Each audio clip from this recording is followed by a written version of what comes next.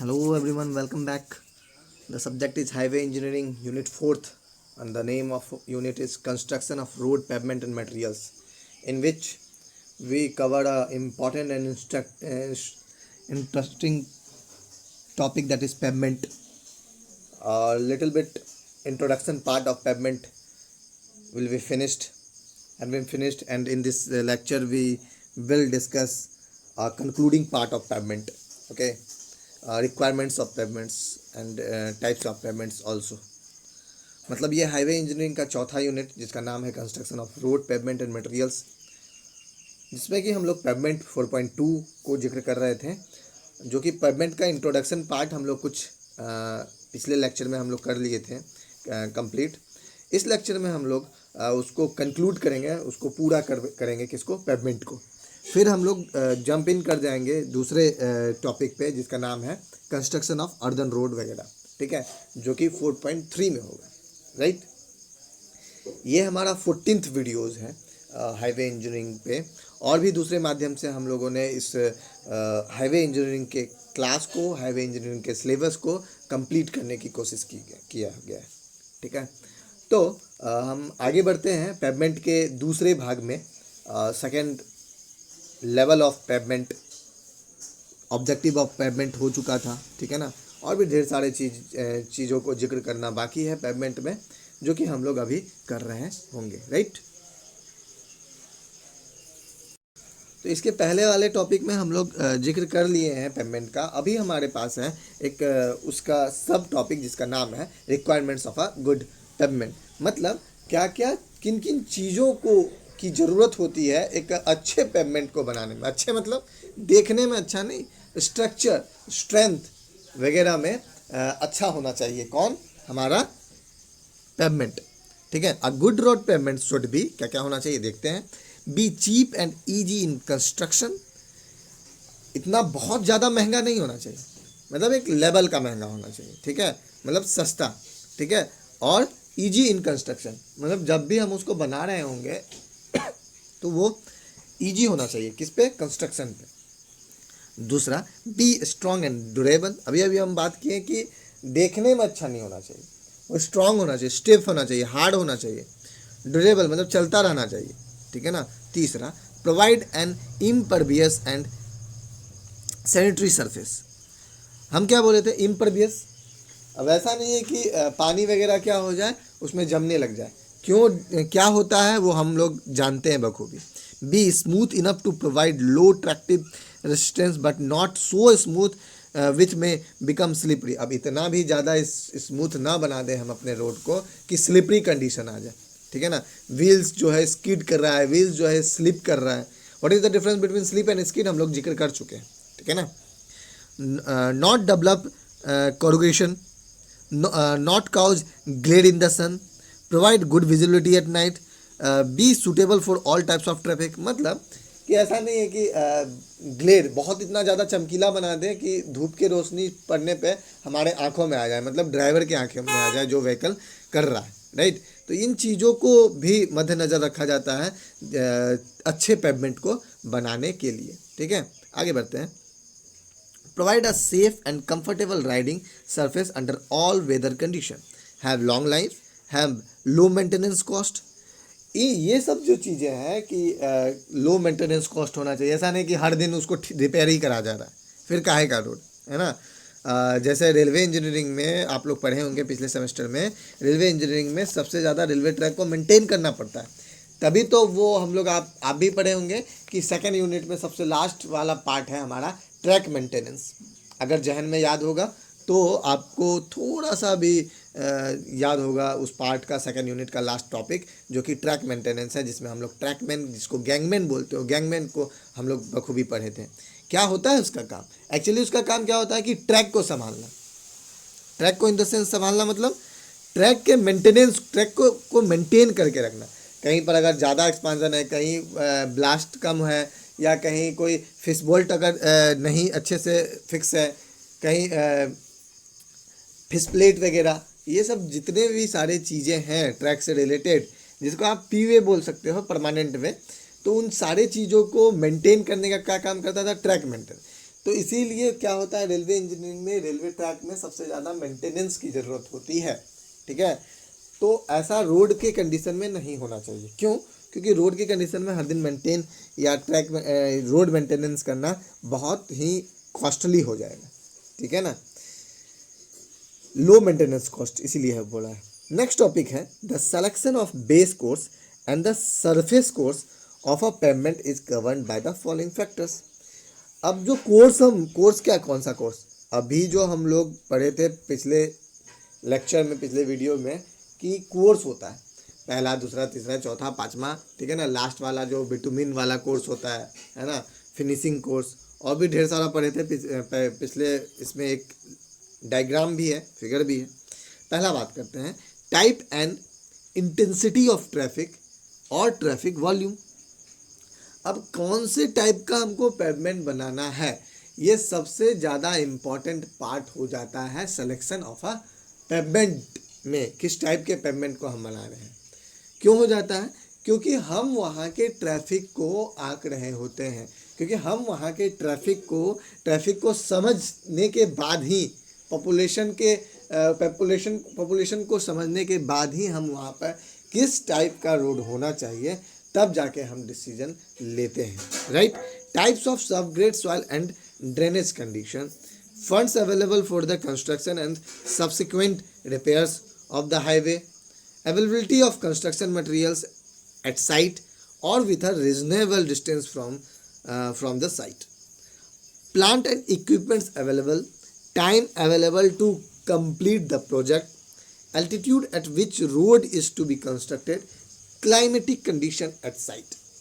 मतलब अब ऐसा नहीं कि रोड ऐसा जगह बनाए जहाँ पे हमारा जो इक्विपमेंट्स है, जहाँ पे हमारा जो मटेरियल है, वो जाने का कोई सुविधा ही नहीं, तो क्या होगा?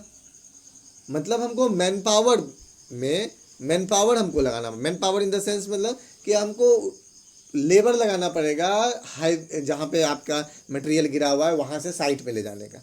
फिर क्या मतलब हो गया, इतना ज़्यादा कॉस्टली हो जाएगा कि वो बजट के बाहर हो जाएगा, ठीक है ना।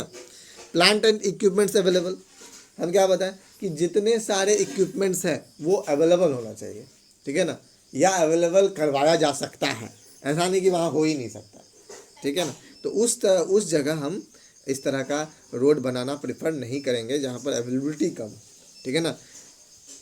फंड्स अवेलेबल, सबसे ज़्यादा इंपॉर्टेंट रखता है कि फंड्स भी होना चाहिए उस टाइप के रोड बनाने के लिए। ऐसा नहीं कि बहुत बजट वाला रोड बनवाने का पैमाना रख दिए, ठीक है ना, मतलब डिसीजन हो गया, लेकिन हमारा बजट बहुत कम है। तो बजट हमारा बहुत कम है तो क्या हो जाएगा, दिक्कत हो जाएगा। दिक्कत किस मामले में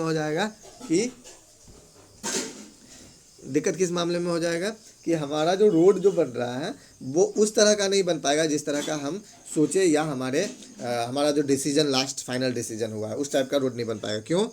due to unavailability of fund, ठीक है। Fund available for the construction and subsequent repair for a highway, repair के लिए भी फंड होना चाहिए। तो वो सब चीज़ मिला कर हम एक डिसीजन लेते हैं कि किस टाइप का उस जगह हमारा रोड बन रहा होगा, पेवमेंट तैयार होगा, किस टाइप का पेवमेंट, ठीक है। क्लाइमेटिक कंडीशन भी बहुत ज़रूरी है। जैसे जहाँ पे बहुत ज़्यादा ठंड होता है, क्लाइमेट बहुत ज़्यादा लो रहता है, टेम्परेचर बहुत ज़्यादा लो होता है, तो वहाँ पे हम दूसरे टाइप का रोड बनाते हैं। और जहाँ पे बहुत ज़्यादा टेम्परेचर हाई होता है फिर भी हम वहाँ पे दूसरे टाइप का रोड बना रहे हैं। क्यों? क्योंकि due to the high temperature the bitumen melt itself, मतलब अगर टेम्परेचर बढ़ रहा होगा उस क्लाइमेट का, उस एटमॉस्फेयर का, उस रीजन का जहाँ पे हम साइट चूज़ किए हैं रोड बनाने का, अगर हम बिटुमिनस, जिसको हम लोग फ्लेक्सिबल पेवमेंट बोल रहे हैं, अगर उस टाइप का हम रोड सेलेक्ट किए हैं तो फिर दिक्कत किस मामले में आ जाएगा, वो पिघलने लगेगा, वो मेल्ट करने लगेगा। जैसे मेल्ट करने लगेगा तो हमारा रोड क्या हो जाएगा, दिक्कत में पड़ने लग जाएगा। और हमारा पेवमेंट, हम दूसरे टाइप के पेवमेंट को हम कर रहे होंगे। किस टाइप के पेवमेंट कर रहे होंगे कि नेक्स्ट हमारा है सबसे इम्पॉर्टेंट पार्ट 4.2 का इम्पॉर्टेंट पार्ट है, जो कि है पेवमेंट के टाइप्स। हम बहुत बार जिक्र कर चुके हैं कि what are the difference between the pavement मतलब दो पेवमेंट के बीच में हम कैसे डिफरेंस, भाई इस तरह डिफरेंस करेंगे कि हमें दो तरह का पेवमेंट हम लोग बाइफरकेट कर चुके हैं, क्लासिफाइड कर चुके हैं। किन किन चीज़ों का? पहला फ्लेक्सिबल पेमेंट, दूसरा non flexible pavement. Non flexible pavement को हम बोलते हैं रिजिड पेमेंट, और रिजिड पेमेंट एक्चुअल वर्ड भी है, ठीक है ना। फ्लेक्सिबल, नॉन फ्लेक्सिबल मतलब फ्लेक्सिबल किसको, बिटुमिनस को, और नॉन फ्लेक्सिबल जिसको रिजिड बोलते हैं सीमेंट कॉन्क्रीट्स, ठीक है ना। इस टाइप के रोड को हम लोग पीसीसी जो बोल रहे हैं हो गए आप लोग, तो उस टाइप के हम लोग नॉन फ्लेक्सिबल या रिजिड पेमेंट के नाम से जानते हैं, ठीक है। पहले हम बात करते हैं फ्लेक्सिबल पेमेंट की। What is flexible payment?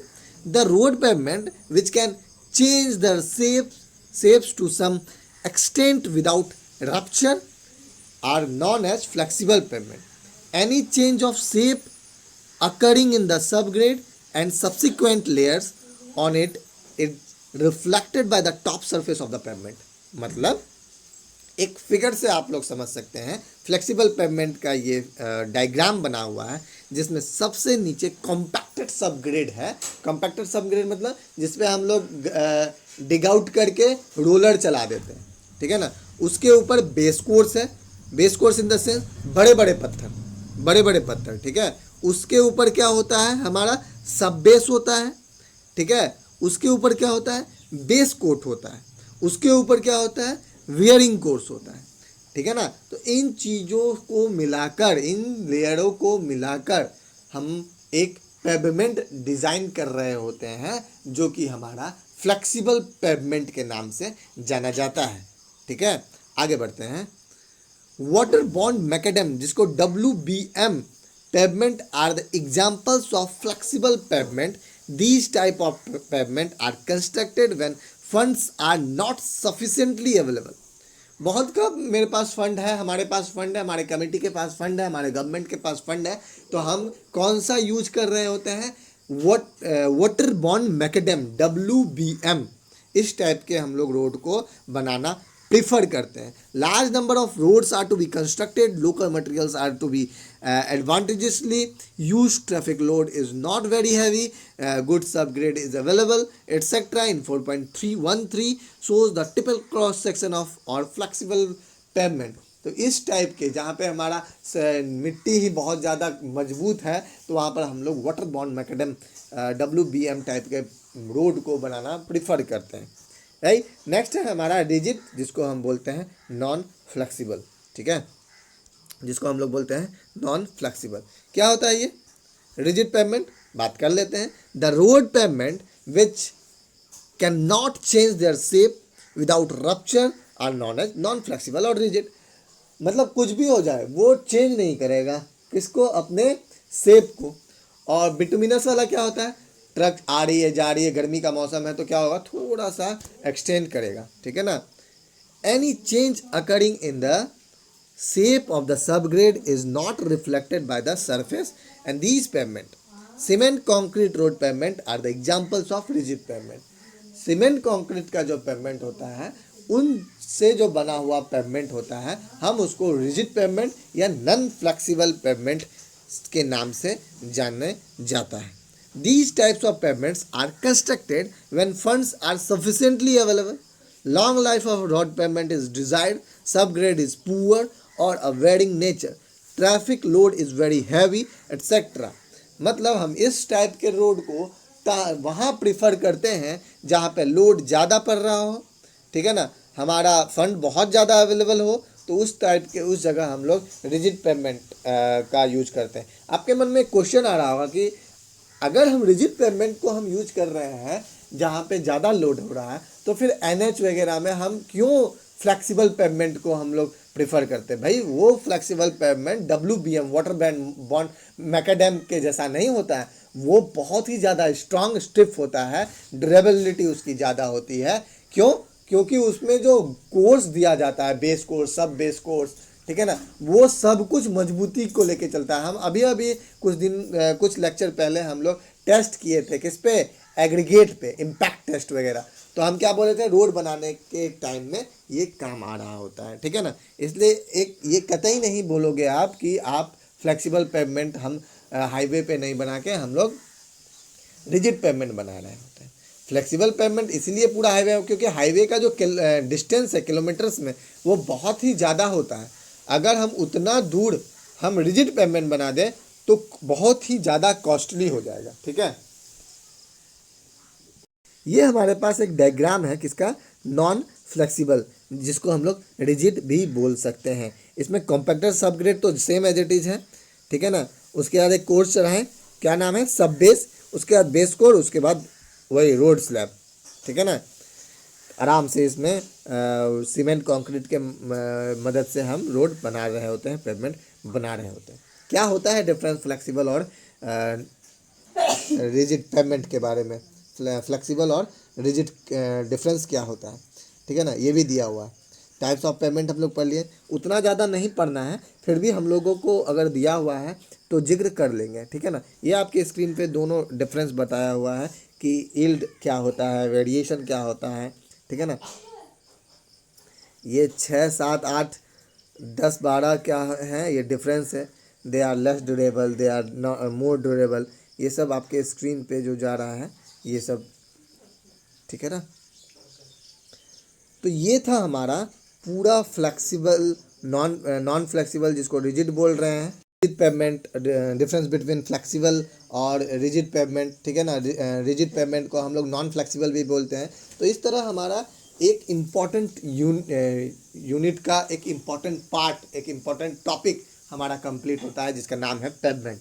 क्या होता है एक्चुअली में पेमेंट, पेमेंट कितने टाइप्स के होते हैं, क्यों हमें नीड पड़ा पेमेंट का, पेमेंट में कितने लेयर होते हैं, तो इन चीज़ों को हम लोग जिक्र किए हुए हैं अभी, राइट। तो ये हमारा 4th यूनिट का सेकंड पार्ट जो कि 4.2 पेमेंट हमारा कंप्लीट होता है। आप लोग लाइव चैट पे आप लोग कुछ भी पूछ सकते हैं, ये हम बार बार एक ही बात बता रहे हैं, और कमेंट बॉक्स पे आप लोग अटेंडेंस देंगे, right. Thank you for joining.